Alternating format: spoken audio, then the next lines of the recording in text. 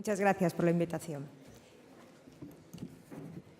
Bueno, como sabemos, más de 140 millones de portadores en el mundo de lentes de contacto, de los cuales en una media de 4 de cada 10.000 usuarios van a desarrollar una queratitis infecciosa por alguno de estos microorganismos, que son los más frecuentes. Por lo tanto, debemos de pensar que deben de existir factores de riesgo que van a influir en estos pacientes. Los factores de riesgo pueden ser epidemiológicos, como vemos aquí, podemos clasificarlos en no modificables o modificables, que tienen que ver más con los hábitos de higiene y comportamiento de los pacientes, a lo cual se ha sumado últimamente la adquisición de lentillas vía online.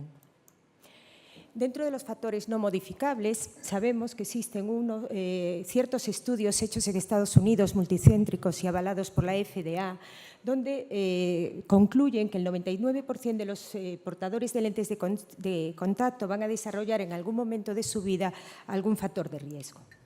Dentro de los factores de riesgo no modificables, el sexo y la edad son factores muy importantes. Sobre todo los hombres y los varones jóvenes son los que tienen un peor cumplimiento y cuidado de sus lentillas. Entre los jóvenes, bañarse con lentillas, dormir con lentillas puestas, y entre los adultos, además de estas, pues el inadecuado reemplazamiento de las lentes de contacto o la adquisición vía online de las lentillas.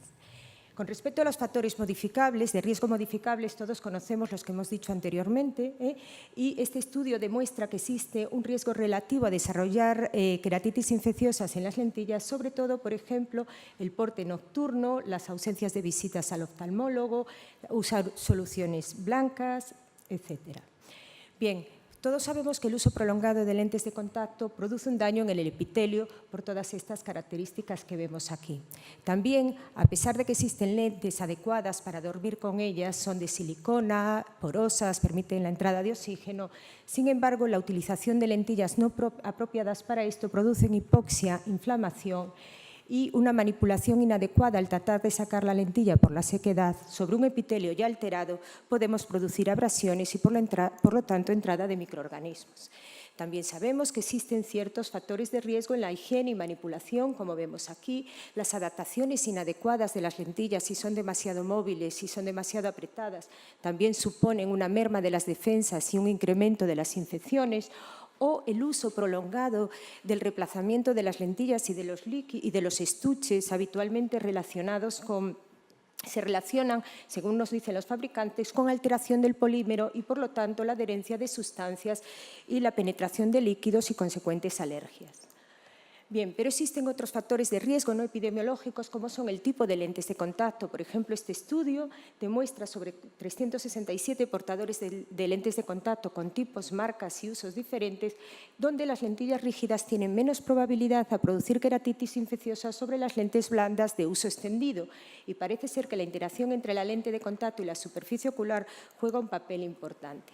Si bien podríamos pensar que las lentes de contacto de uso desechable diarias podrían disminuir estos factores de riesgo y producir menos queratitis infecciosas, se ha demostrado que esto no es así, porque siguen existiendo factores de riesgo, como veis aquí, el uso excesivo, el no lavado de las manos, el no cumplir las normas de los fabricantes o ciertos materiales.